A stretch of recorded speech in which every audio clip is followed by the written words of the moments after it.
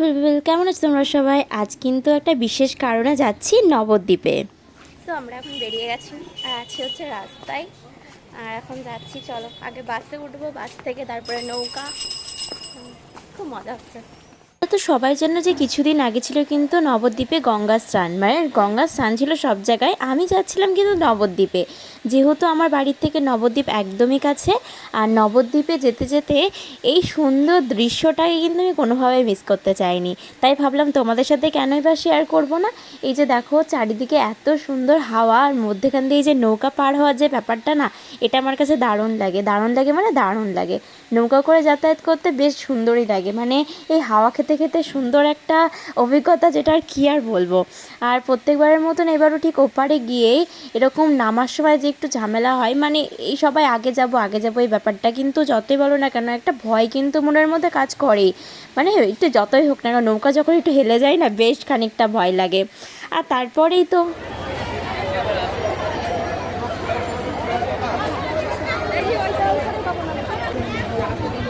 চলে এসেছি হচ্ছে নবদ্বীপ। আর এখন যাচ্ছি হচ্ছে দিদার বাড়িতে। বলেছিলাম যে আজকে নবদ্বীপ আসবো, আর আজকে তো গঙ্গা স্নান আছে। তো যাচ্ছি এখন হচ্ছে দিদার বাড়িতে। আর দিদার বাড়ির রাস্তাটা আমি তোমাদেরকে দেখাচ্ছি। এখন যেহেতু স্নান করবে, তো আমরা পরে করবো। আমরা যাবো এখন মন্দিরে, মন্দির থেকে ফিরে তারপরে আমরা স্নান করব। আজকে ব্লগটা কিন্তু একটু লং হতে চলেছে। এখন যেখানে যাচ্ছি সেটা হচ্ছে গঙ্গা স্নান করার জন্য যে রানীঘাটে। হ্যাঁ, ঠিকই শুনেছো তোমরা, নবদ্বীপ থেকে যারা দেখছো তারা জানোই যে এই ঘাটটার নাম রানীঘাট বলে। আর এখানে হচ্ছিল মা গঙ্গার কিন্তু পুজো। সেই পুজোটা দেখতে দেখতে চারিদিকে এখানে ফুল, যত মানে ডাব কলা সবাই বিক্রি করছিল এই গঙ্গা স্নানে, গঙ্গাকে উৎসর্গ করার জন্য। তো সেরকমই কিছুটা আমার মাও করছিল, আর মাও এদিকে একটা প্রদীপ নিয়েছিল দেওয়ার জন্য। আর যেহেতু আমরা স্নান করবো একটু পরে, তো আমি ভেবেছিলাম যে অনেক আগেই স্নানটা করে নেবো, কিন্তু আমাদের এক জায়গায় যাওয়ার ছিল, তাই সেখান থেকে না গিয়ে আগে এসে স্নানটা করতে পারছিলাম না। কিন্তু আমার দিদা আর আমার ভাই কিন্তু একেবারে স্নান করে নিয়েছে। তো এই ঘাটটাই হচ্ছে রানীঘাট, যেখানে সবাই স্নান করে। আরও অনেক ঘাট আছে, সেখানেও সবাই স্নান করে। আমরা যদিও বা এখানে করিনি, এখানে আমার দিদা আর আমার ভাই করেছিল। আর এই ঘাটেও কিন্তু মানে বেশ সুন্দর, এই ঘাটটা অনেকটাই বাঁধানো আর অনেকটাই বড়। এই যে তোমাদেরকে দেখাচ্ছি আমি যেই জায়গাটায় ভিডিও করেছিলাম, এই জায়গার থেকে ভিউটা অসাধারণ। মানে এটা অনেকটা হাইয়ে, মানে অনেকটা উঁচুতে এই জায়গাটা, যেখান থেকে মানে পুরো ভিউটা মানে পুরোপুরিভাবে একটা ফুল ভিউ তোমরা দেখতে পারবে। আর তারপর এইখানে পুজো দেখছিলাম, মা গঙ্গার পুজো হচ্ছিল। আর মন্দির দেখতে দেখতে গেছিলাম দিদাবাড়ি। মন্দিরটা দেখছো, আমি যতদূর জানি এটা রাধারানী মন্দির বলে, আর কে কী নামে জানে অবশ্যই কিন্তু জানিও কমেন্টে। আর এই যে সুন্দর ঠাকুর ঘরটা দেখছো, এটা কাদের বাড়ির বলো তো? এটাই হচ্ছে আমাদের যে দিদার বাড়ি, মানে আমার মায়ের পিসি বাড়ি। আমার সম্পর্কে দিদা হয়, দিদার বাড়িরই কিন্তু এই ঠাকুরগুলো। মানে প্রত্যেকটা ঠাকুরই এত সুন্দর, মানে ঠাকুরের জন্য আলাদা করে বিছানা খাট, মানে খুবই ভালো এই ব্যাপারগুলো। যেহেতু গোপাল আছে, যাদের বাড়িতে গোপাল আছে তারা সবাই জানো যে গোপালকে আমরা সবাই সন্তানের মতনই দেখি, তো সেরকমই আর কি ছিল। কোন মন্দিরে যাচ্ছি না আমরা? এখন অনেক মন্দির আছে, অনেক মন্দিরে যাচ্ছি। এখন যাচ্ছি হচ্ছে মন্দিরে, এটাও রাধা গোবিন্দেরই মন্দির। তো চলো যাই আর দেখাচ্ছি। শ্রী শ্রী কানাই বলাই মন্দির। আর চলো ঢুকছি এখন এই মন্দিরটায়। বেশ কয়েকবার আমি নবদ্বীপ আসলেও এই মন্দিরগুলো কিন্তু আমার কখনোই ঘুরে দেখা হয়নি, একদমই ঘুরে দেখা হয়নি, তাই জন্যই একটু ঘুরে ঘুরে দেখছিলাম। এখন যাচ্ছে হচ্ছে আরও একটা মন্দিরে, আর এটা থেকেও তোমাদের সাথে শেয়ার করবো ভিডিওটা। এবার থাকবো হচ্ছে শ্রী শ্রী রাধামোহন জিউরি মন্দির। এই যে ইনি দাঁড়িয়ে আছে, ঢুকতে দাও এই রাধা গোবিন্দর মন্দিরেও কিন্তু ঢুকলাম, আর দর্শন করার পর চলে গেছিলাম এই মন্দিরটাতেও ভেতরে ঢুকেছিলাম। একই রকম রাধা গোবিন্দের যে মন্দির আছে সেই রকমই মন্দির, আর প্রত্যেকটা মন্দিরই কিন্তু খুবই সুন্দর। এই মন্দিরটা একটু তুলনামূলক আগে দুটো মন্দিরের থেকে বেশ বড় ছিল, আর ঢুকে দেখতেও কিন্তু খুব ভালো লাগছিল। ভেতরটার আর কি মানে পরিবেশটা না খুবই শান্ত, প্রত্যেকটা মন্দিরই খুব শান্ত, বাট এটাও বেশ ভালো লাগছিল। মানে গিয়ে একটু মনে হচ্ছিল না বসে থাকি, বেশ আরও ভালো লাগবে তাহলে মনটা। তো সেই রকমই কিন্তু ভেতরে ঢুকেছিলাম।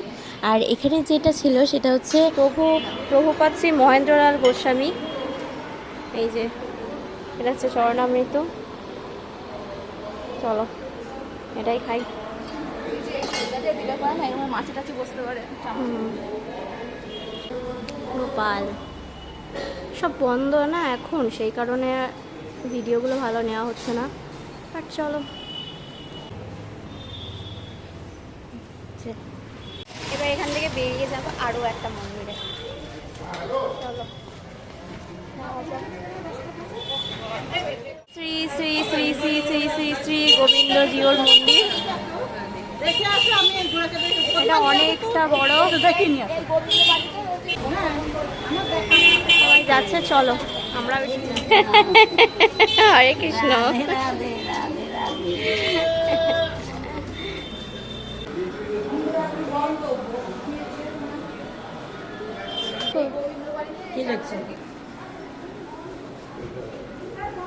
মন্দিরে এখন ঠাকুরের ভোগ চলছে, তো এখন মন্দির পুরোপুরি ভাবে বন্ধ, যার জন্য আমিও দেখতে পারলাম না, তোমাদেরকেও দেখাতে পারলাম না।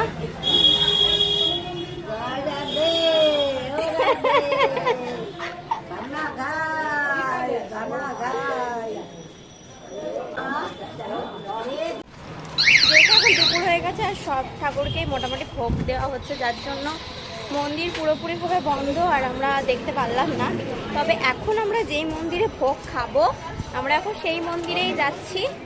আর গোড়াচাঁদের আখড়া, এই মন্দিরেই আজকে আমরা ভোগ খাবো। এখানেই ভোগ দেওয়া হবে আর আজকে আমরা এখান থেকেই ভোগ খাবো।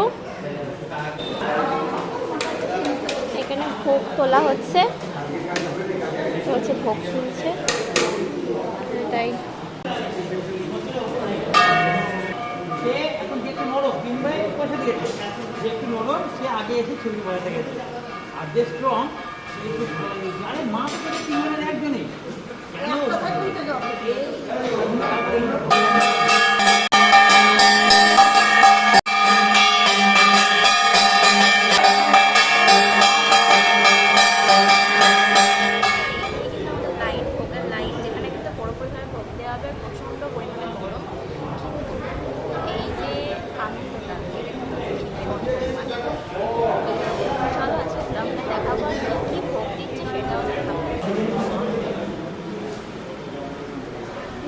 অনেক রকমের আইটেম আছে।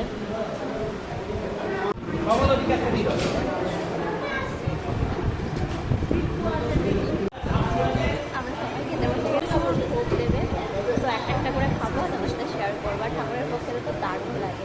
প্রথমে পাতা দেওয়ার পর দিল কিন্তু গ্লাস, আর গ্লাসে দিল হচ্ছে জল, আর জলের পরেই কিন্তু দিয়ে দিল লবণ, আর লবণের পরেই ছিল লেবু, আর লেবুর পরেই ছিল যেটা বেস্ট আইটেম আজকের, সেটা হচ্ছে পনির পাসিন্দা। পনির পাসিন্দার সাথে ছিল শসা, আর সাথে ছিল কিন্তু গ্রিন চাটনি। এবার তোমাদেরকে বলি, এই পনির পাসিন্দাটা এতটাই ভালো খেতে যে আমি আরেকবারও নিয়েছিলাম। হ্যাঁ, আমি এটা আরেকবারও নিয়েছিলাম, কিন্তু বিশ্বাস করো আমি এত জায়গায় পনির পাসিন্দা খেয়েছি, অসাধারণ হয়েছে। আমার খাওয়া বেস্ট পনির পাসিন্দা। তারপরে দিয়ে দিল ভাত, আর সাথে ছিল কিন্তু যেটা একটু কচুর শাক বলে, সেই কচুর শাক। আর দিদার দিকে ভালোই লাগছিলো খেতে, আমি কচুর শাকের সাথে একটু লেবু দিয়ে খাচ্ছিলাম, বেশ ভালো লাগছিলো। তারপরে দিয়ে দিল শুক্তো, আর শুক্তোটার সাথে কিন্তু ভাত দিয়ে খেতে জাস্ট অসাধারণ। আর এদিকে আমার মারও খেতে বেশ ভালো লাগছিলো, সবাই কিন্তু খুবই মজা করে খেয়েছে। আর তারপরে দিল ডাল, আর ডালের সাথে ছিল কিন্তু চিপস, আর চিপসের পরে দিয়ে দিল কিন্তু এঁচোড়। এই এঁচোড়টা খেতেও কিন্তু বেশ ভালো ছিল, ডালের সাথে চিপসের সাথে এঁচোড় বেশ অসাধারণ। আর তারপরে দিয়েছিল কিন্তু পুষ্পান্ন, আর পুষ্পান্নর সাথে ছিল কিন্তু একটা পনিরের একটা আইটেম, এটা আমার ঠিক মনে নেই। আর তারপরে দিয়ে দিল বেগুনি, বেগুনির পরে চাটনি, পাঁপড়, আর সাথে ছিল কিন্তু দই মিষ্টি। তোমার ভালো লেগেছে ভোগ খেয়ে? ভোগ খেয়ে কেমন লাগলো বলো?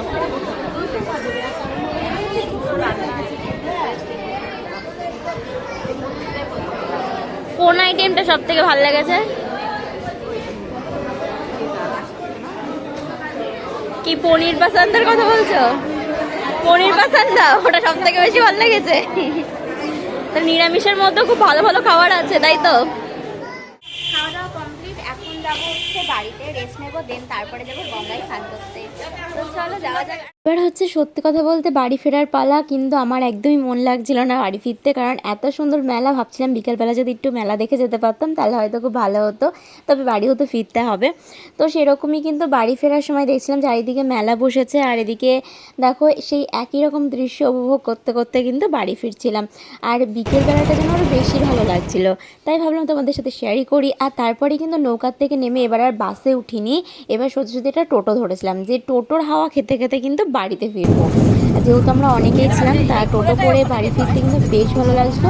নবদ্বীপ থেকে আমাদের কৃষ্ণনগরের দূরত্ব কিন্তু এমন কিছু বেশি নয়, টোটো করে যাওয়াই যেতে পারে।